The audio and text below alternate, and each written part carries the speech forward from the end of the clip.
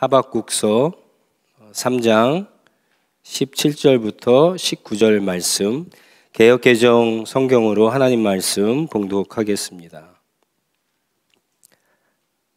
비록 무화과 나무가 무성하지 못하며 포도나무에 열매가 없으며 감람나무에 솥줄이 없으며 밭에 먹을 것이 없으며 우리의 양이 없으며 외양간에 소가 없을지라도 나는 여호와로 말미암아 즐거워하며 나의 구원의 하나님으로 말미암아 기뻐하리로다.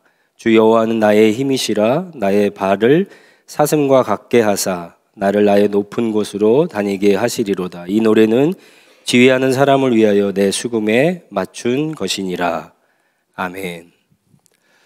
하나님의 은혜가 없으면 하나님의 사람들은 살아갈 수 없습니다. 특별히 지금 우리가 살고 있는 정말 복잡하고 알 수 없는 불확실한 그러한 시대에는 하나님의 특별한 은혜가 필요합니다. 그래서 우리가 첫 번째로 구한 하나님의 특별한 은혜는 평강의 은혜였습니다. 우리가 평강하지 않으면 사실 어떤 것들 해도요 제대로 할 수가 없습니다. 평강의 은혜를 구하시기 바랍니다. 그리고 두 번째가 인내의 은혜였죠. 어느 시대보다도 정말 오래 참는 인내가 필요한 시대입니다. 인내야말로 우리가 끝까지 믿음을 지키고 승리하는데 절대적으로 필요한 은혜가 아닐 수가 없습니다. 그리고 한 가지 더 여러분과 함께 나누고 싶고 구하고 싶은 하나님의 은혜는 기쁨입니다. 사람은 누구나 행복해지기를 원하죠. 누구나 자신의 인생에 기쁨이 충만하기를 원합니다. 사실 어느 누구보다도 하나님은 저와 여러분들이 기쁨이 충만하고 행복한 그러한 삶을 원하십니다. 여러분들이 정말 그것을 믿는다고 하면은 이 질문을 해보셔야 돼요. 나는 지금 기쁜가? 나는 지금 행복한가? 다시 질문 드리겠습니다. 여러분 속으로 한번 대답해 보세요. 나는 지금 너무 기쁘다. 나는 지금 너무 행복한 삶을 살고 있다. 여러분 만약에 모든 것이 다 괜찮아요. Everything okay. 여러분들이 하는 일도 다 잘 됩니다. 자녀들도 잘 돼요. 비즈니스도 잘 돼요. 교회 생활도 괜찮습니다. 사람들과의 인간관계도 다 괜찮아요. 그런데 여러분의 삶에 기쁨이 없으면 뭔가 좀 이상하지 않을까요? 뭔가 살아도 열심히는 살고 있고 아무런 어려움과 아무런 불편함과 아무런 문제도 없는데 기쁨이 없다면 그건 하나님이 정말 원하시는 그러한 삶이 아닐 징조가 아닐까요? 많은 사람들이 이 질문을 갖다가 잘 하지 않습니다. 사실은 대단히 중요한 질문입니다. 만약에 내 삶에 기쁨이 없으면, 내 삶에 행복이 없으면 과연 내가 잘 살고 있는 건가? 이 질문을 해보셔야 되죠. 이유가 뭘까? 가장 큰 이유는 사실 많은 사람들이 이 기쁨을 원하고 행복을 원하지만 무엇인가를 얻음으로 이 기쁨과 행복이 나한테 찾아온다라고 하는 생각 때문에 그렇습니다. 잘못된 생각이죠. 보통 사람들은 좋은 일이 있으면 기쁘다라고 생각을 해요. 무엇인가 많이 가지고 소유하고 있으면 남들보다 좀 출세하고 성공하면은 행복하고 기쁠 것이다라고 생각을 합니다. 그래서 더 열심히 일하고 열심히 공부하죠. 높은 자리에 올라가고 출세하고 성공하려고 합니다. 착각이죠. 물론 우리가 인생을 살아가는데 기쁨들이 필요해요. 예를 들어서 돈을 버는 기쁨 필요하죠.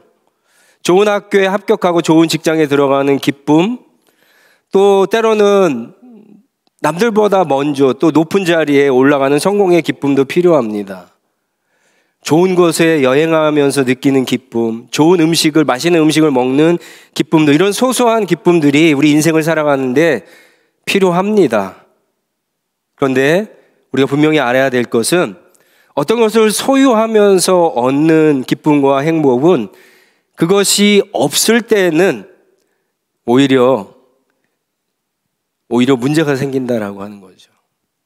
그리고 그런 것들을 소유하면은 얼마만큼 소유해야 그 기쁨을 더 증가시킬 수 있는가도 한번 생각해 봐야 되겠죠. 그럼 이런 기쁨과 이런 행복들은 템포러리죠. 이런 것들은 우리의 환경을 조금 좋게 하고 낫게 함으로 우리에게 주어지는 기쁨입니다. 결국 이런 것들을 얻지 못하고 우리의 환경이 내가 생각하고 내가 바라는 것으로 펼쳐지지 않았을 때는 이런 기쁨은 우리 가운데 생길 수가 없습니다. 성경에서 하나님께서 우리에게 얘기하시는 기쁨은 그런 환경을 초월하는 기쁨입니다. 우리가 광야에 있어도 기뻐할 수 있고 사막에 있어도 기뻐할 수 있고 우리 앞에 어려움과 고난이 있어도 기뻐할 수 있는 그 기쁨, 하나님께서 우리에게 원하시는 기쁨이 사실은 그 기쁨입니다. 만일 지금 열심히 일하고 또 신앙생활을 잘하고 있는데 내 안에 기쁨이 없다, 행복이 없다 하면 사실 좋은 일이 일어나지 않거나 환경 때문이 아니라 목표가 잘못된 거예요. 그 목표가 잘못되고 그 기쁨을 얻으려고 하는 방법 자체가 잘못된 거기 때문에 그것을 수정해야 될 필요성이 있습니다. 오늘 우리가 읽은 이 하박국서에 나오는 이 하박국 선지자도 그런 사람 중에 하나입니다. 하박국은 남유다가 이제 멸망하기 전에 활동했던 선지자였는데 당시 남유다는 하나님 앞에 불순종했죠. 남유다 사회는 불법과 폭력이 난무했습니다. 그래서 하박국 선지자는 하나님 앞에 기도합니다. 어떻게 하나님께서 이 남유다를 이렇게 놔둘 수가 있습니까? 기도했더니 하나님께서 응답을 주세요. 내가 반드시 심판할 것이다. 그런데 이 남유다를 바벨론이라고 하는 나라를 통해서 심판하실 것이다 라고 말씀하십니다. 그러자 하박국은 더 환장을 하게 됩니다. 더 불만을 갖게 됩니다. 아니 어떻게 유다가 잘못을 했지만 유다는 하나님의 자녀들 아닙니까? 하나님의 백성들 아닙니까? 그런데 그런 유다를 어떻게 악한 바벨론을 통해서 심판할 수 있습니까? 악인을 통해서 의인을 심판하는 것이 과연 정당한 겁니까? 하나님 앞에 따져 묻기 시작합니다. 그때 하나님께서 이 하박국 선지자에게 주신 대답이 하박국서 2장 2절에서 4절에 있는 말씀입니다. 너무나 유명한 말씀이죠. 이 말씀에 보면은 이렇게 말씀하셨어요. 여호와께서 내게 대답하여 이르시되 너는 이 묵시를 기록하여 판에 명백히 새기되 달려가면서도 읽을 수 있게 하라. 이 묵시는 정한 때가 있나니 그 종말이 속히 이르겠고 결코 거짓되지 아니하리라. 비록 더딜지라도 기다리라. 지체하지 않고 반드시 응하리라. 보라, 그의 마음은 교만하여 그 속에서 정직하지 못하나 의인은 그의 믿음으로 말미암아 살리라. 하박국 선지자에게 하나님은요, 말로 하지 않으시고 기록하라 그러세요. 너뿐만이 아니라 다른 모든 사람들이 내가 하는 일을 알 수 있도록 기록하라고 명령하십니다. 그리고는 하나님이 정한 때에 너희가 생각하기에 그게 오래 걸리고 더딜지라도 이것이 반드시 이루어지리다 라고 그렇게 이야기하십니다. 반드시 이루어질 이 일은 바벨론의 심판입니다. 하나님이 바벨론을 쓰셨지만 결국 이 악한 바벨론을 하나님이 심판하실 것이다 라고 그렇게 이야기하십니다. 4절에 보시면은 보라, 그의 마음은, 그는 바벨론이거든요. 바벨론이 교만하고 정직하지 못하는 것을 하나님이 아세요. 그래서 마지막으로 주시는 말씀이 의인은, 하나님을 믿는 사람들, 하나님의 백성들은 그의 믿음으로 말미암아 살리라. 하나님께서 그렇게 심판하실 하나님인 것을 신실하게 끝까지 믿음으로 말미암아 결국은 승리할 것이다, 살게 될 것이다, 이 말씀을 하게 됩니다. 하박국은 이 말씀을 듣고 더 이상 질문을 하지 않아요. 그리고는 3장에 보시면은 하나님을 찬양하기 시작합니다. 그리고 오늘 우리가 읽은 본문에 하나님을 향해서 정말 놀라운 고백을 하게 됩니다. 이 고백에 보면은 6가지가 나오죠. 무화과부터 소까지. 무화과, 포도나무, 그리고 감람나무, 올리브죠. 곡식, 양, 소. 가치가 낮은 것부터 높은 것까지 이렇게 순서대로 쭉 나옵니다. 그러면서 이런 것들이 없을지라도 나는 하나님 때문에 행복하고 하나님을 기뻐하게 될 것이다, 기뻐할 것이다, 이렇게 고백하고 있습니다. 여러분, 어떻게 하박국이 이 고백을 하게 됐을까요? 하나님의 음성을 듣는 가운데 하박국이 깨달은 것이 뭘까요? 우리가 그 깨달음을 안다면 우리도 하박국처럼 환경에 상관없이 하나님을 기뻐하고 하나님을 즐거워할 수 있게 되지 않을까? 여러분, 이 말씀 속에서 하나님이 이 하박국이 깨달은 것은요, 그동안 자신이 너무나 하나님을 믿는다고 하지만 하나님이 아니라 하나님이 주시는 은혜와 복에 관심이 더 있다는 사실을 깨닫게 됩니다. 사실은 이 하박국은요, 그래서 하나님이 복을 주시고 하나님이 은혜를 주셨을 때 펼쳐지는 그 환경에 따라서 마음이, 믿음이 오르락 내리락 했던 사람이라는 사실을 깨닫게 됩니다. 너무나 환경과 상황에 의존한 신앙생활을 했다는 것을 알게 된 겁니다. 그런데 하나님의 음성을 들었을 때, 마지막 하나님의 대답을 들었을 때 하박국은 상황이 지금 좋아진 상태가 아니거든요. 그런데 말씀으로 컨펌을 받았을 때 하박국이 깨달은 건 이겁니다. 아, 그래. 하나님은 여전히 일하고 계시구나. 하나님은 여전히 당신의 자녀들, 당신의 백성들을 위해서 일하시는 신실하신 하나님이다. 이 사실을 깨닫고 더 이상 질문하지 않고 하나님을 찬양하며 이 놀라운 신앙의 고백을 해내게 되는 겁니다. 사실은 오늘날 많은 신앙인들이 이 부분에서 넘어지고 시험에 들죠. 아무리 기도하고 아무리 열심히 믿어도 자기 환경이 좋아지지 않아요. 나아지지 않아요. 더 열심을 냈더니 더 어려워지는 거예요. 그랬을 때 누구나 드는 생각이 이런 거 아닙니까? 하나님이 정말 살아계신가? 하나님이 나를 사랑하신다 그랬는데 왜 사랑하는 자녀한테 이렇게 하실까? 하나님이 정말 능력은 있으신가? 하나님이 선한 분이 맞으신가? 그분이 만약에 선하시고 나를 사랑하시고 능력이 있는 분이라면 이런 환경을 조금이라도 나아주게 하셔야 그게 정말 하나님이 아닌가? 그런 생각을 하게 되고 그런 생각이 의심을 낳고 그런 의심이 하나님으로부터 멀어지게 되는, 시험에 빠지는, 그렇게 되는 과정을 이어가게 됩니다. 하나님보다 사실은 하나님이 주시는 복과 은혜, 그래서 내 환경이 어떻게 되느냐에 모든 관심이 초점적으로 있기 때문에 이렇게 어려움과 시험이 오고 고난이 오고 상황이 나빠지면은 시험에 들고 그리고 넘어지게 되는 거죠.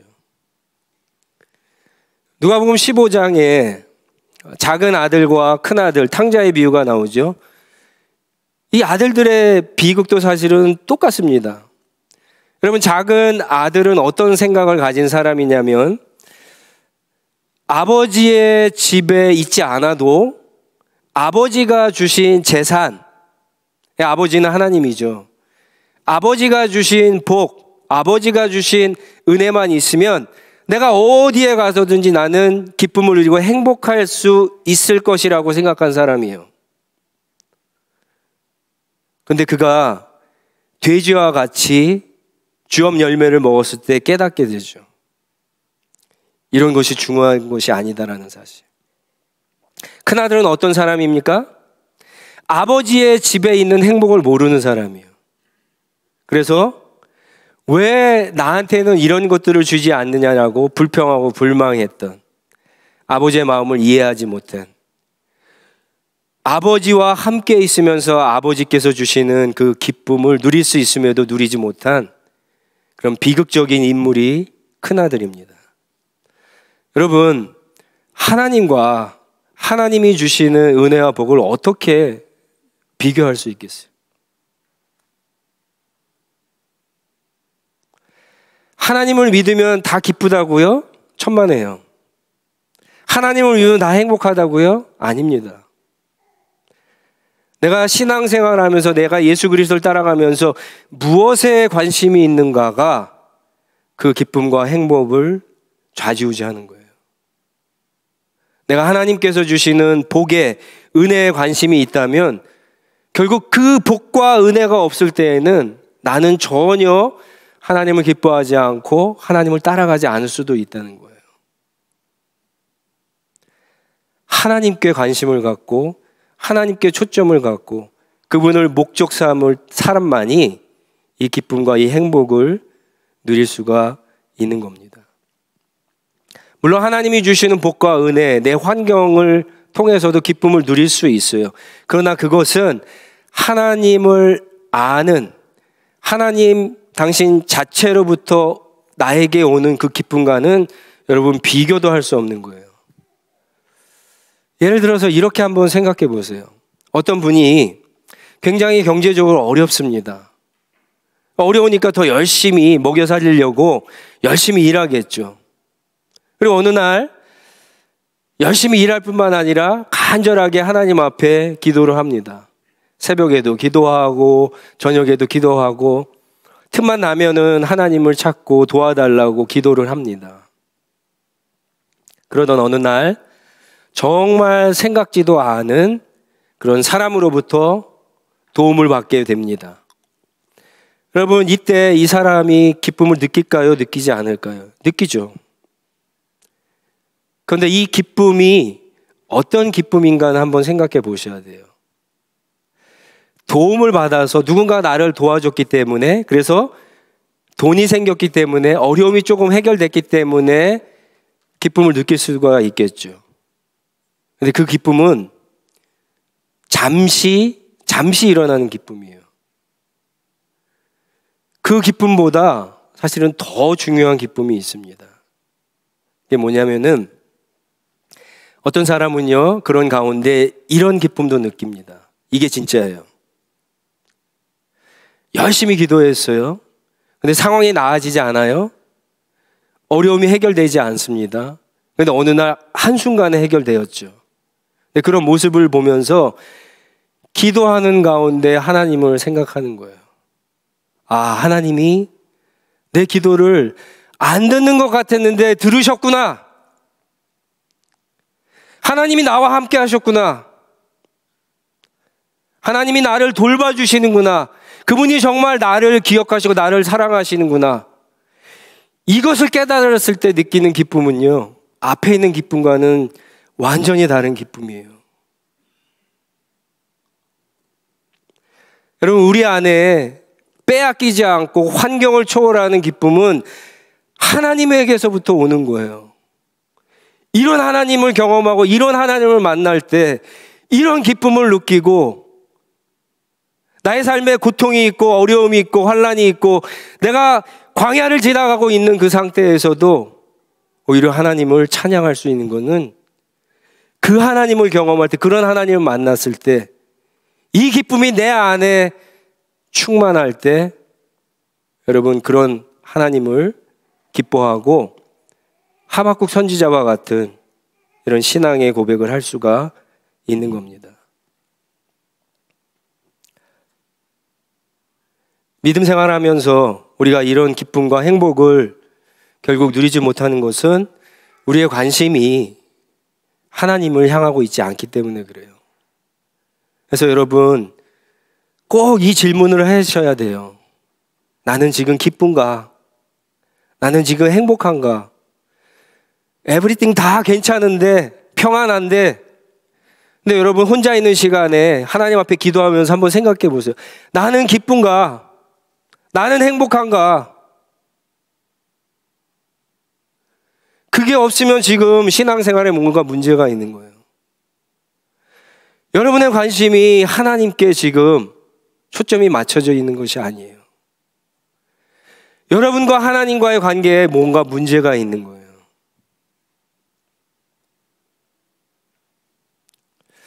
물론 신앙생활 하면서 이런 잘못을 갖고 있는 분들이 있어요. 이런 기쁨을 느끼기 위해서, 이런 행복한 삶을 살기 위해서 하나님께 내가 잘해야지, 하나님을 잘 섬겨야지, 열심히 봉사해야지, 충성해야지, 이런 생각을 하는 분들이 있습니다. 근데 여러분, 이것도 엄밀히 얘기해서, 정확히 얘기해서 옳은 생각이 아니에요. 하나님은 우리가 무엇을 잘하면 많이 기뻐하시고 잘하지 않으면 기뻐하지 않고 그런 분들이 아니에요. 우리는 그렇게 할 수 있어요. 그래서 우리는 하나님을 추구하지 않아도 아까 이야기한 것처럼 하나님이 주시는 복 때문에 내 환경이 나아지고 상황이 좋아지는 것 때문에 기뻐할 수 있어요. 근데 하나님은 우리와 기뻐하는 방식이 완전 다르신 분이에요. 여러분들, 아이들을 키워보신 분들은 아실 거예요. 아이들 키우는 거 만만치 않습니다. 쉽지 않습니다. 아이들 키우다 보면은 돌아서면 또 어지르고 그러니까 청소도 여러 번 해야 돼요, 하루에도. 또 시간마다 챙겨줘야 되죠. 밥 먹여야 되죠. 간식 줘야 되죠. 혹시 뭐는 부수지 않나 계속해서 봐야 돼요. 놀아줘야 돼요. 잠도 잘 못 잘 때가 있어요. 속속이면 또 혼내기 싫은데도 또 따끔하게 혼내야 될 때도 있어요. 귀찮아요, 사실. 근데 여러분, 이렇게 생각을 해보세요. 내 인생에 만약에 아이가 없으면 나는 과연 기쁠까? 이 아이가 없으면 나는 행복할까? 이 아이를 키워보지 않는 분들은 잘 이해하지 못하는 그런 예지만 무슨 뜻인지 아실 거예요. 그럼 부모는 자녀에 대해서 자녀가 무엇을 하고 안 하고 기뻐하고 기뻐하지 않는 문제가 아니에요. 자녀기 때문에 기쁜 거예요. 부모가 자녀를 기뻐하는데 무슨 그거보다 더 큰 이유가 뭐가 있겠습니까? 우리를 향하신 하나님의 기쁨도 마찬가지예요. 예수 그리스도를 통해서 우리가 하나님의 자녀가 되었기 때문에 우리의 존재 자체가 기쁜 거예요. 우리가 무엇을 하고 안 하고의 문제가 아니다라고 하는 거예요. 그것은 나중 문제예요. 하나님은 우리를 기뻐하시기 때문에 그게 감사해서 그게 고마워서 우리는 하나님을 기뻐하는 것이 즐거워하는 것이 마땅하고 당연히 하나님과의 그 좋은 관계를 유지하기 위해서 죄를 멀리하고 또 하나님이 기뻐하시는 삶을 살게 된 거예요. 이렇게 했기 때문에 이게 아니라 이거기 때문에 이렇게 하는 것이 은혜의 법칙이에요.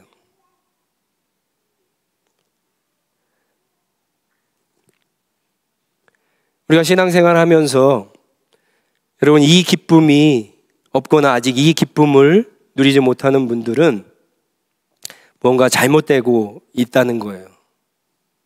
똑같이 신앙생활을 해도 똑같이 섬겨도 이 기쁨을 가지고 섬기는 사람과 신앙생활을 하는 사람과 그렇지 않은 사람은 완전히 다릅니다. 우리가 지금 하나님을 예배하고 있지만 이 기쁨을 가지고 하나님께 예배하는 사람과 그렇지 않은 사람은 엄청난 차이가 있는 거예요.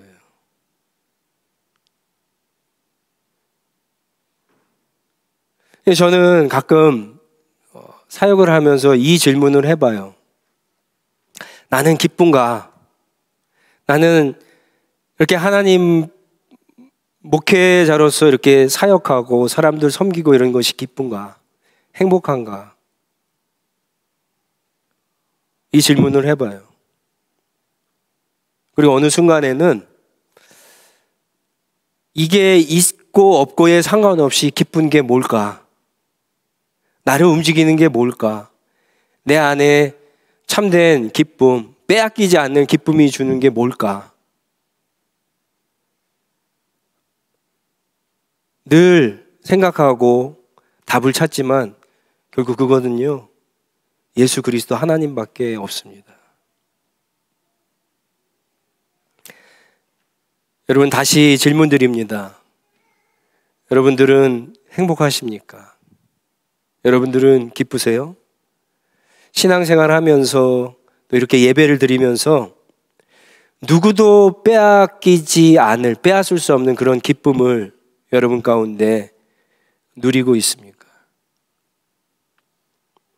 우리가 신앙생활 하면서 이 기쁨이 없으면, 우리가 하나님을 섬기면서 이 기쁨이 없으면 여러분, 누가 우리를 보면서 우리에게 기쁨을 주시는 그 하나님을 믿으려고 하겠어요?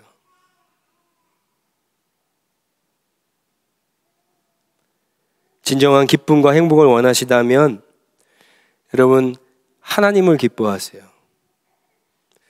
하나님을 기쁘시게 해드리기에 무언가를 하기 전에 그냥 하나님 그분 자체를 여러분 기뻐하시기 바랍니다. 놀라운 것은요, 그분을 기뻐하기 시작하면은요, 우리 안에 기쁨이 생깁니다.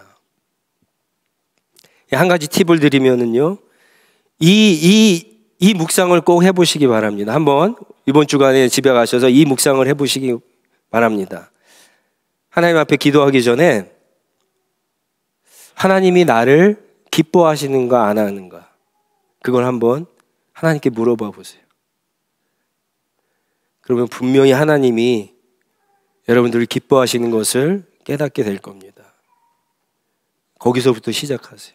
거기서부터. 그러면 우리 안에 넘쳐나는 그 기쁨이 결국 하나님께 더 초점을 맞추게 되고 하나님과의 관계를 더 소중하게 생각하고 우리의 신앙생활을 더 하나님께 기뻐하시는 그런 신앙으로 우리를 인도하게 될 겁니다. 여러분, 그러는 가운데 하나님과 동행하는 기쁨, 하나님과 또 함께 일하는 기쁨, 우리 성도 안에서 하나님이 역사하시는 그런 기쁨들, 그리고 여러 가지 그런 경험들, 훈련들, 연습들을 통해서 하나님이 정말 이런 분이시구나, 또 새롭게 더 깊게 깨닫게 되는 그런 기쁨들이 여러분의 믿음의 자산이 되어서 여러분들이 어떤 상황과 환경에 있든지 하나님을 끝까지 여러분 신뢰하면서 이 싸움에서, 이 경주에서 마침내 완주하고 승리하게 될 줄로 믿습니다. 이 기쁨을 누리시는 저와 여러분들이 다 되시기를 주님의 이름으로 축원합니다. 우리 한번 같이 기도하겠습니다. 여러분 가운데 하나님을 만나신 분들이 분명히 계실 겁니다. 그런 분들은 한번 이런 것을 한번 생각해 보세요. 여러분들이 하나님을 처음 만났을 때 그 시간이 여러분 인생에서 가장 잘 나갔던 때입니까? 아닐 거예요. 전혀 아닐 거예요. 오히려 가장 밑바닥에 있고 가장 어렵고 가장 힘들었을 때 하나님을 만났을 거예요. 근데 여러분, 그때 여러분 안에 상황은 좋아지지 않았는데 놀라운 기쁨이 있지 않았습니까? 놀라운 평강이 있지 않았습니까? 그것 때문에 사실은 우리가 계속 하나님을 믿고 섬기고 따라가지 않았습니까? 그런데 왜 어느 순간에 왜 하나님을 만나고 하나님을 바라보면서 경험하는 그 기쁨을 왜 추구하지 않죠? 여러분, 오늘 우리가 사는 시대에는 정말 이 기쁨이 필요합니다. 이 기쁨이 아니면 우리가 신앙생활이 형식적이 될 수가 있어요. 가짜가 될 수 있어요. 세상 사람들이 봤을 때 겨우겨우 그냥 억지로 신앙생활하는 그런 모습으로 보여질 수 있어요. 여러분, 이 기쁨을 구하시기 바랍니다. 그리고 무엇보다도 하나님이 나를 기뻐하신다라고 하는 거기서부터 한번 생각해 보시기 바랍니다. 내가 무엇이 간대?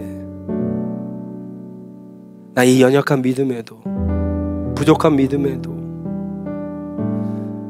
정말 형편없는데도 불구하고 하나님이 그것도 믿음이라고 인정해 주시고 나를 기뻐해 주시는 그 하나님. 여러분, 그 하나님을 만나시고 그 하나님을 추구하시기 바랍니다. 그래서 그 하나님과 동행하고 동역하는 그 기쁨을 충만히 누리게 해달라고 한번 같이 하나님 앞에 기도하도록 하겠습니다. 기도하겠습니다.